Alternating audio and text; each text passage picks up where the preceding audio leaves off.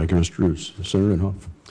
Thank you, Mr. Chairman. And after this, as you know, I have an amendment on the floor on the Defense Authorization Bill, so I have to excuse myself. But first of all, since this is my first hearing, it's such an honor to be facing two people I strongly supported long before this meeting was held. Was called, and so I will look forward to supporting your nominations. I'd like to start, Governor Huntsman, with you. As we said back in the ante room, the only area that I know of where you and I do not agree is in the relationship between anthropogenic gases, CO2, methane, and climate change. And while I'm relatively certain that nothing close to the House-passed cap and trade bill is going to pass the Senate. It's just not going to happen. One of the main reasons is the discussion about China and what they might or might not do. And in your opening remarks, you talked about encouraging low-carbon energy in China. Now, the reason I say that is that 2 weeks ago we had the new director of the Environmental Protection Agency before our hearing right across the hall here in Environment and Public Works. I asked her the question about if we were to pass anything close to the House-passed bill, would it have any effect on reducing carbon? And her answer was no. And the reason is because India, China, and several of these other countries, but primarily China, they're cranking out 2 coal-fired plants each week. They are a major contributor. In fact, they passed up the United States in terms of their contribution to the atmosphere of carbons. And the reason, since they're not included in this, and the statements that they have made, and I will go ahead and quote from the submission to the post-Kyoto Treaty, they said, quote, "The right to development is a basic human right that is undeprivable. Economic and social development and poverty eradication are the first and overriding priorities of developing countries." And I think that's most of the developing countries would chime in on that. So that being the case, you could argue, and studies have shown that if we were to actually do something here, in many of our manufacturing jobs going over to countries like China, that it could have a net increase and not a reduction. So I'd like to ask you what would be your ideas, since you stated you are going to be encouraging low-carbon energy in your new relationship and new position. How would you go about doing it, and what specifically would you try to do? Thank you, Senator. Well, first of all, I think we all have to recognize that when you get the United States and China at the same table, they do represent about half of global emissions. That's true. And if together they can't address this issue in some sort of sensible and thoughtful fashion, no one else is going to do it for us. I see it as much as a quality of life, health, and export promotion opportunity as anything else. And part of my task as governor of a great state was to assist local industries in finding market opportunities abroad. Now, when many of our export opportunities increasingly become clean energy, renewable energy, carbon capture and sequestration, areas that create jobs, realizing that every $1 billion in exports from our state creates 22,500 jobs, this is not only an area that deals with emissions from a health and environmental quality standpoint, but in a very real sense is about economic vitality. And when I look at, and in the western U.S., we've talked about targets, and we've talked about we have worked with industry, and I think we've made a lot of progress in the western states in terms of realistically dealing with renewable portfolio issues, in dealing with cleaner buildings, in dealing with emission standards generally. I'm going to take a very realistic and hard-headed approach when it comes to looking at this issue, first and foremost from a health and environmental quality standpoint, but also from an export promotion and economic vitality standpoint for the United States. Because I know what a market opportunity this is going to be for us. Innovation in our universities, job creation by our entrepreneurs, and when I think of entrepreneurs, I can't help think of my own father, Jon Huntsman Sr., who's here, is the greatest entrepreneur I know, and the way in which that for the next 20 or 40 years is going to be an area of great focus by investors and innovators and university experts and those who are trying to promote a cleaner future between the United States and China. So we fully expect that we will work out of Embassy Beijing in identifying, first of all, the science that brings the two of us together in a harmonized and comprehensible fashion. Right now that isn't necessarily there.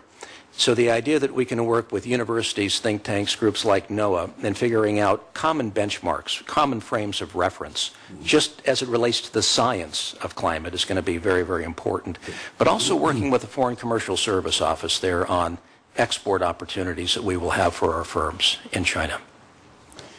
Well, thank you very much. Mr. Roos, I noticed that the elections are coming up, and for, I don't know, it's been quite a number of years, the LDP party has dominated the scene, and it's, I guess, at least from what I have read, the chances of the DPJ party coming in are pretty great at this time. The elections are coming up. Some statements have been made. I'll read one of them that is pretty. The DPJ promises a more independent stance and has accused the LDP of bowing down to the demands of the United States. Speaking earlier this year, the head of the DPJ party said, quote, "We want to move away from U.S. dependency to a more equal alliance." How do you see this if that becomes a reality in terms of their becoming the party, the dominant party? How do you think that's going to affect our relationship? Well, Senator, first of all, I learned a long time ago not to try to predict how elections are going to come out. With respect to the DPJ versus the current government, I have read those statements. I've seen them and everything. But I do believe a couple of things.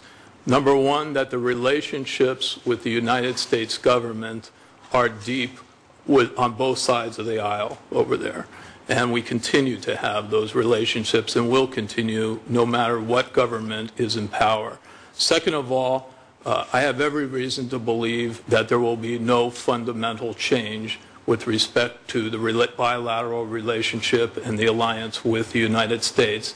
And if I'm fortunate enough to be confirmed, I will work very hard to keep the lines of communication open and make sure that happens.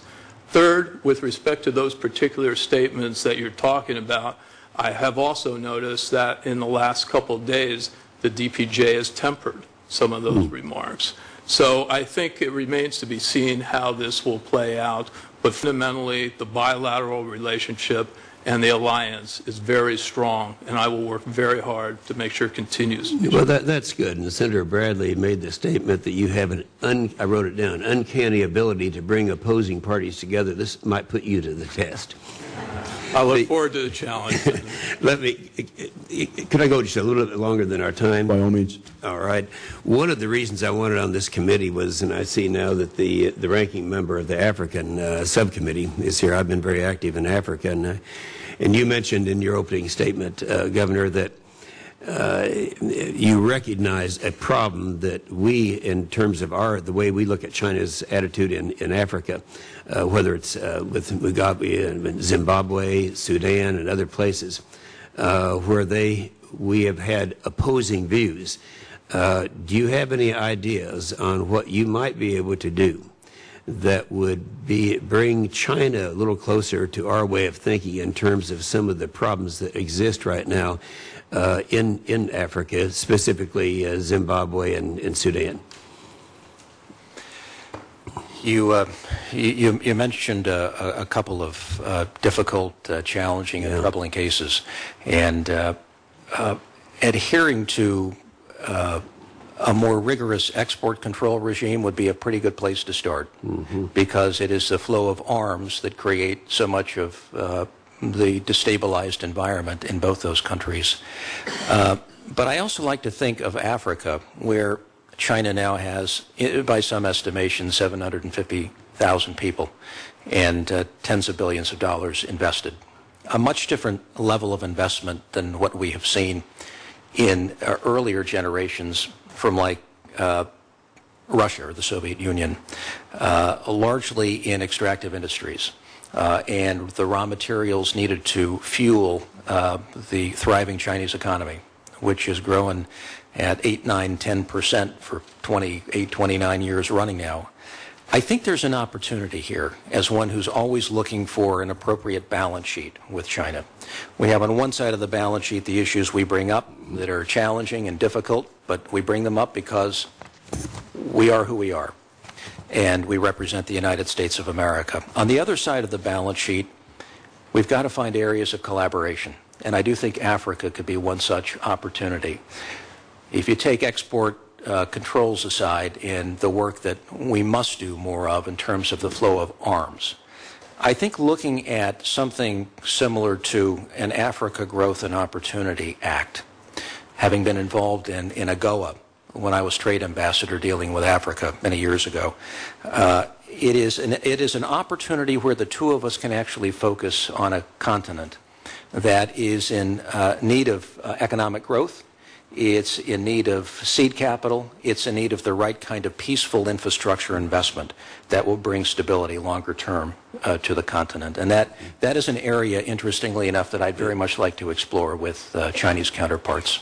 Good, and I'd like to be working with you in that area. My time has expired, but for the record, if you would give us your opinion as to how to dispose of the Uyghur problem that is there, and the fact that we still have 13 at Gitmo at this time, you might, just for the record, respond as to how we might be able to handle that situation. Thank you, Mr. Chairman. Thank you, Senator Inhofe, and again, welcome to the committee. I look forward to working with you on all of the issues with respect to East Asia and Oceania in the future. Governor Huntsman, I'd like to